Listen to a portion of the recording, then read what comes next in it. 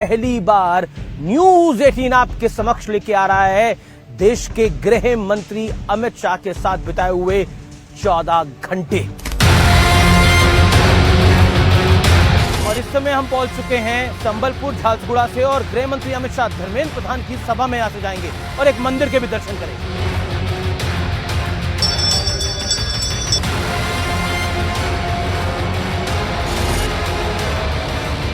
क्या तेलुगु स्टेट से और ओडिशा से भी एक बड़ा सरप्राइज आएगा अमित? आंध्र प्रदेश में हमारी एनडीए की सरकार बनने जा रही है। उड़ीसा में भी हम पूर्ण बहुमत के साथ सरकार बनाएंगे, इसमें कोई किंतु परंतु नहीं है।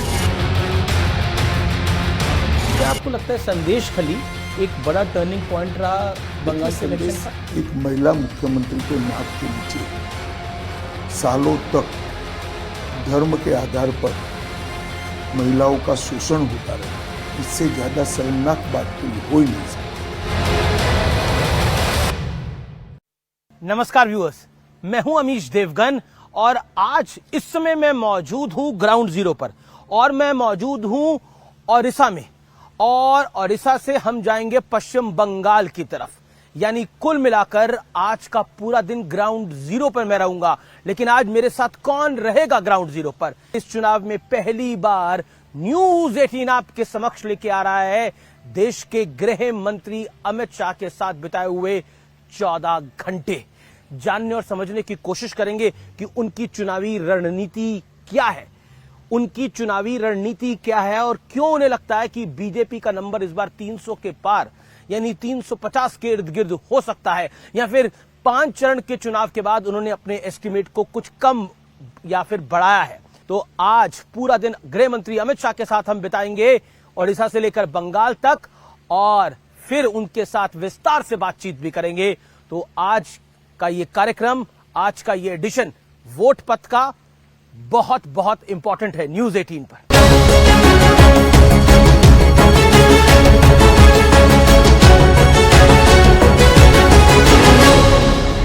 जैसा आप जानते हैं कि आज का हम पूरा दिन यानी 14 घंटे बिता रहे हैं पहली बार गृह मंत्री अमित शाह के साथ वोट पथ पर। अमित शाह किस तरह से अपनी प्लानिंग और एग्जीक्यूशन करते हैं वो जानने और समझने की कोशिश करेंगे। इस समय मैं मौजूद हूं ओडिशा के झारसुगुड़ा में और झारसुगुड़ा से हम जाएंगे संबलपुर, जो कि धर्मेंद्र प्रधान यानी केंद्रीय मंत्री धर्मेंद्र प्रधान की कॉन्स्टिट्यूएंसी है।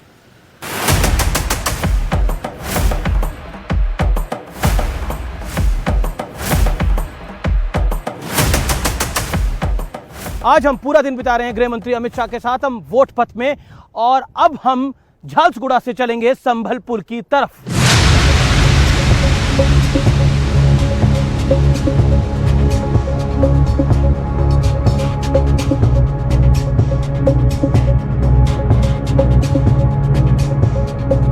और इस समय हम पहुंच चुके हैं संबलपुर झारसुगुड़ा से और गृह मंत्री अमित शाह धर्मेंद्र प्रधान की सभा में यहां से जाएंगे और एक मंदिर के भी दर्शन करेंगे।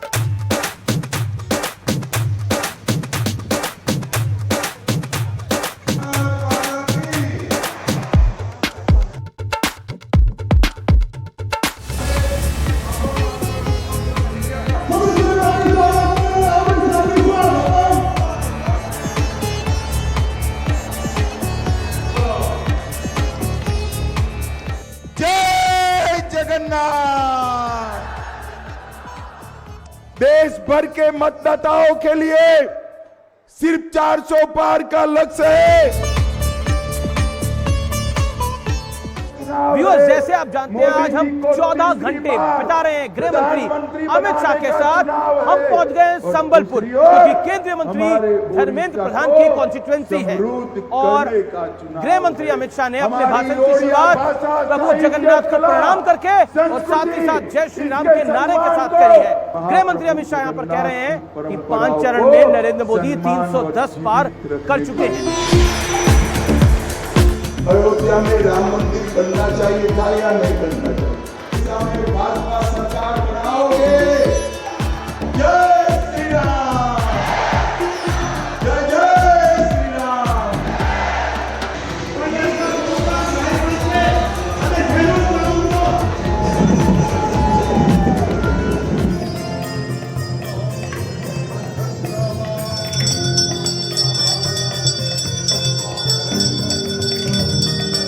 और जैसा आप जानते हैं, आज हम 14 घंटे बिता रहे हैं गृह मंत्री अमित शाह के साथ। हम पहुंच चुके हैं संभलपुर के समलेश्वरी मंदिर और यहां गृह मंत्री अमित शाह पूजा अर्चना कर रहे हैं और उसके बाद वो रवाना होंगे यहां से अपनी दूसरी पब्लिक मीटिंग के लिए।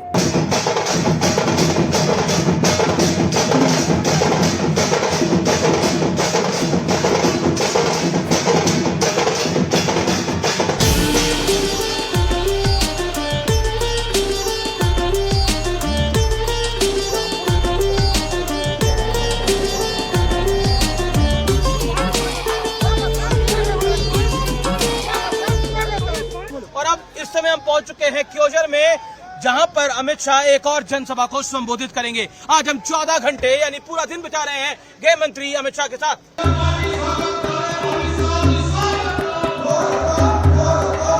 देखो भाई, 5 चरण में मोदी जी 310 से ज्यादा सीटें जीतकर सरकार बनाने का काम किया। अब छठे और 7वें चरण में 400 पार कराना है, 400 पार कराना है। और व्यूअर्स, इस समय हम क्योजर की जनसभा में हैं, जहां पर गृह मंत्री अमित शाह अपना संबोधन दे रहे हैं और ओडिशा की अस्मिता की बात वो करते हैं जो बहुत महत्वपूर्ण है। और दूसरी तरफ अमित शाह इस अपने संबोधन में ऊपर और नीचे यानी राज्य में बीजेपी की सरकार और केंद्र में मोदी की सरकार की बात करते हैं और कहते हैं डबल इंजन की सरकार ओडिशा को आगे लेके जाएगी। आदिवासी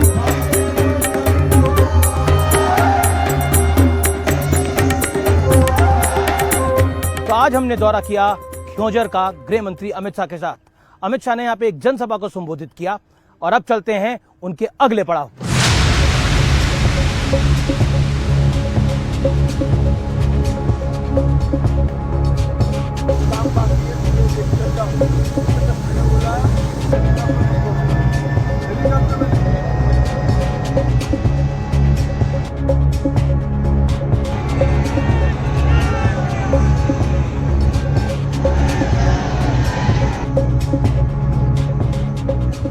और अब हम पहुंच चुके हैं ढेंकनाल डिस्ट्रिक्ट में और इसके कामाख्या नगर टाउन में हम मौजूद हैं।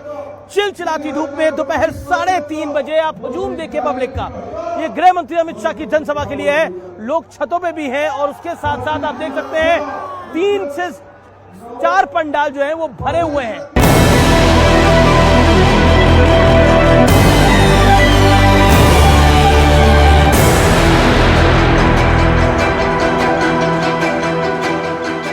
वोट पथ में आज हमने लगभग 14 से 15 घंटे बिताए केंद्रीय गृह मंत्री अमित शाह के साथ। तो अमित जी, ये चुनाव आखिरी दौर में अब लगभग पहुंच चुका है, 5 चरण समाप्त हो गए हैं और आप दावा कर रहे हैं कि चौथे चरण के बाद ही बीजेपी को 270 के पार चली गई है। तो ये कॉन्फिडेंस है या ओवर कॉन्फिडेंस? मैं मानता हूं कि हमारी स्थिति काफी अच्छी है, हम 400 पार करेंगे। क्योंकि आप अपने भाषणों में बोलते हैं, प्रधानमंत्री मोदी भी कहते हैं कि इंडिया अलायंस जो है, इंडिया गठबंधन जो है, वो 5 साल में 5 प्रधानमंत्री देगा। और नहीं, पहले समझ लो भाई, हमने नहीं कहा है। इंडी गठबंधन के एक नेता ने कहा है कि हमारे पास अभी नेता नहीं है, हम बारी बारी एक साल सत्ता संभालेंगे। वो कहते हैं हमारे पास युवा भी है, हमारे पास बुजुर्ग भी है, हमारे पास हर वर्ग का नेता है, तो हम नेता तय कर लेंगे, सरकार बन जाए एक बारी। नहीं, वो नहीं, वहां तक नहीं रुकते। 5 साल एक प्रधानमंत्री बनाएंगे, वहां तक जाते हैं। जी, क्या आपको लगता है कि प्रियंका गांधी ने एक अपने कार्यक्रम में बोला कि इस बार रायबरेली की जनता जो है वो सिर्फ एक सांसद नहीं चुन रही, वो प्रधानमंत्री को चुन रही है। क्या आपको लगता है विपक्ष भी थोड़ा कॉन्फिडेंट हुआ है बीते 5 चरणों में? तो रायबरेली की सीट जीतने के लिए शायद उन्होंने कहा होगा, वो भी जान रहे हैं, मुझे तो मालूम नहीं, मगर उनका वैकेशन का प्लान भी तय होगा 4 तारीख के बाद का। लेकिन उद्धव ठाकरे भी कह रहे हैं कि मैं तो मोदी जी को पूर्व प्रधानमंत्री कहा करूंगा, मैं तो शपथ ग्रहण का न्योता देता हूं अमित शाह जी को और प्रधानमंत्री मोदी को। चलिए, अच्छी बात है, अब 1 तारीख को सब चीजें दूध का दूध पानी का पानी हो जाएगा। शरद राव पवार और उद्धव ठाकरे की पार्टी, उनका आरोप है कि ये पार्टी को भारतीय जनता पार्टी ने तोड़ा और वो ये मैसेज देने की कोशिश कर रहे हैं कि रियल पार्टी हम हैं और बीजेपी ने हमारे साथ हमारी पार्टी को तोड़ दिया है। देखिए, मुझे एक बात बताइए, अगर शरद पवार जी अजीत पवार को अपना वारिस घोषित करते तो पार्टी टूटती क्या? और उद्धव जी अपने बेटे की जगह एकनाथ शिंदे को आगे करते तो पार्टी टूटती क्या। इनकी पार्टियां अपने पुत्र पुत्री मोह के कारण टूटी हैं और वो कहीं और जाकर कारण ढूंढ रहे हैं। रैली में आपने बोला कि अरविंद केजरीवाल एक यू टर्न नेता है, किस कारण से आपने बोला? इन्होंने कहा था कि हम भ्रष्टाचार के खिलाफ लड़ाई लड़ रहे हैं, पॉलिटिक्स में कभी नहीं आएंगे। और फिर पॉलिटिक्स में आगे पार्टी बनाई, अन्ना बेचारे डालेगांव सिद्धि चले गए। फिर कहा मैं कभी मुख्यमंत्री नहीं बनूंगा, 3 बार मुख्यमंत्री बन गए। इन्होंने शपथ पत्र पर कहा था हम सरकारी सुविधाएं नहीं लेंगे, बंगलो भी ले लिया, गाड़ी भी ले लिया, सिक्योरिटी भी ले ली और बंगलो ऐसा बना दिया कि जो 2-3 बंगलों को तोड़कर गैर कानूनी तरीके से अपना बंगलो बनाने का उन्होंने काम किया है। मैं मानता हूं कि ये सारी चीजें यू टर्न से भी बड़ी भयानक है। उन्होंने कांग्रेस के करप्शन के खिलाफ बात करी, उन्होंने कहा कि मैं आऊंगा तो शीला दीक्षित के करप्शन में वो जेल में जाएगी। आज वही कांग्रेस के साथ मिलकर वो हमारे सामने चुनाव लड़ रहे हैं। तो सीरीज ऑफ यू टर्न लेने का काम श्री केजरीवाल ने किया। अरविंद केजरीवाल अपनी रैलियों में अक्सर कहते हैं कि 2 जून के बाद मैं जेल जाऊंगा नहीं जाऊंगा ये तय करेंगे 4 जून के नतीजे। इंडिया अलायंस अगर सरकार में आता है तो मुझे जेल नहीं जाना पड़ेगा। जहां तक मेरी समझ है उनको 1 जून को ही जाना है, सरेंडर करना है, तो 4 जून को तो वो जेल में ही होंगे। लेकिन आपने भी एक स्टेटमेंट दी कि ये स्पेशल ट्रीटमेंट है। नहीं, मैंने तो जजमेंट के बारे में जी, केजरीवाल जी के बारे में नहीं किया है। क्यों आपको लगता है कि जजमेंट खास है? देखिए, किसी भी व्यक्ति को अपने कामकाज के लिए इस तरह से इंटरिम बेल नहीं मिला है। मानो कोई चार्ट अकाउंटेंट होगा, कोई इंडस्ट्रियलिस्ट होगा, कोई किसान की बुआई का समय हुआ होगा, कोई हज्जाम की दुकान चला रहा होगा, तो उनके भी तो कामकाज है। क्या आपको लगता है कि आप बार बार राम मंदिर का जिक्र लेकर आते हैं, प्रधानमंत्री राम मंदिर का जिक्र लेकर आते हैं, आपके कार्यकर्ता नेता राम मंदिर के नारे लगाते हैं, ऑपोजिशन का मानना है कि बीजेपी राम मंदिर को भी पॉलिटिसाइज कर रही है और कैश करना चाहती है 2024 के लोकसभा चुनाव में? देखिए, ये मुद्दा तब खड़ा होता है जब इन्होंने राम मंदिर की प्राण प्रतिष्ठा में हिस्सा नहीं लिया। अगर वो ले लेते तो वहीं पर बात समाप्त होनी। उनको देश की जनता को बताना चाहिए कि राम मंदिर की प्राण प्रतिष्ठा में वो लोग क्यों नहीं गए। ये एपीसमेंट की पॉलिटिक्स करने के लिए नहीं गए। इसलिए बार बार ये मुद्दा चुनाव में मुद्दा बन जाता है। जी, आप अपनी रैलियों में अक्सर बात करते हैं और कहते हैं, आरोप लगाते हैं कि विपक्ष जो है वो इस देश को शरिया के हिसाब से चलाना चाहता है। ये हमारी बात नहीं है, उन्होंने ही कहा है, अपने घोषणा पत्र में कहा है कि हम पर्सनल लॉज को इंट्रोड्यूस करेंगे। तो पर्सनल लॉ कौन सा है भाई? एक ही है, मुस्लिम पर्सनल लॉ। बंगाल में ममता दीदी के गढ़ को इस बार आप बहुत बड़े तरीके से चैलेंज कर रहे हैं। कई ओपिनियन पोल्स ने तो बताया कि बीजेपी का नंबर पिछली बारी से बढ़ सकता है, लेकिन क्या आपको लगता है संदेश खाली एक बड़ा टर्निंग पॉइंट रहा बंगाल के इलेक्शन का? संदेश खाली चुनावी मुद्दा नहीं है जी। एक महिला मुख्यमंत्री के नाक के नीचे सालों तक धर्म के आधार पर महिलाओं का शोषण होता रहे और महिला मुख्यमंत्री इसलिए कुछ न करे कि शोषण करने वाले इनके कार्यकर्ता हैं, इनकी वोट बैंक का हिस्सा है। इससे ज्यादा शर्मनाक बात कोई हो ही नहीं सकती। अक्सर आप बंगाल में अपनी रैलियों में ममता बनर्जी का जो नारा है मां माटी मानुष, उसको आप बदलते हैं और कहते हैं कि अब मुल्ला मदरसा और माफिया की खातिरदारी हो रही है।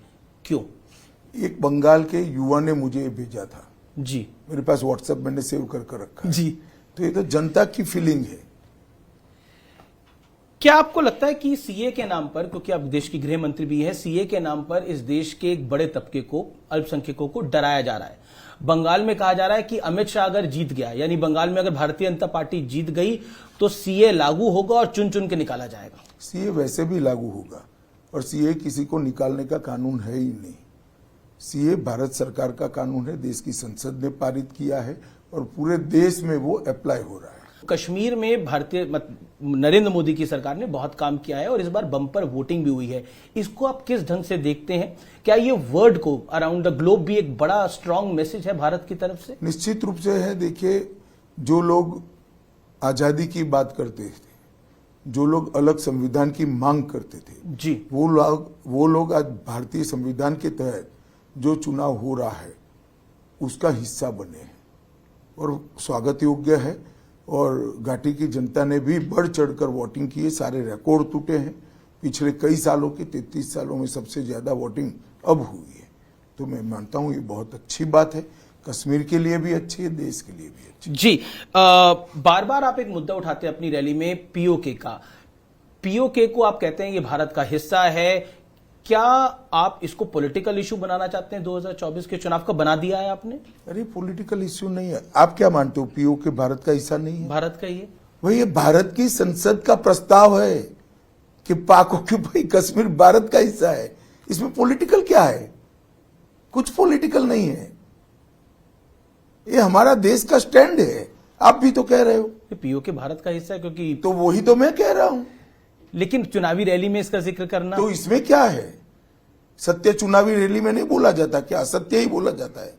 कांग्रेस कहती है कि देखिए फिर पाकिस्तान की बात बीच में ले आती है। पाकिस्तान की बात नहीं है, पाक ऑक्यूपाई कश्मीर की बात है, कश्मीर की बात है। जी इस चुनाव में आपको हमने कई चुनावों में देखा, लेकिन अमित शाह, लेकिन इस बार आपको आपके जो चाहने वाले हैं, आपको जो पसंद करते हैं, वो अमित काका के रूप में भी जानने लग गए। तो क्या कहना चाहते हैं आप? ये मैं रैलियों में भी देख रहा था आज। अच्छा लगता है युवा बच्चे इस तरह से पुकारते हैं तो। जी अमित शाह जी, फाइनल नंबर आपका क्या है? हम 400 पार करेंगे। और बीजेपी का नंबर क्या होगा? बीजेपी का नंबर अभी 7वें चरण के बाद ही असेसमेंट आ पाएगा, परंतु हम निश्चित रूप से 400 पार कर रहे हैं।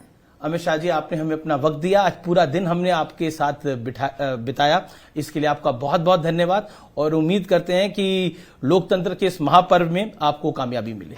धन्यवाद। धन्यवाद।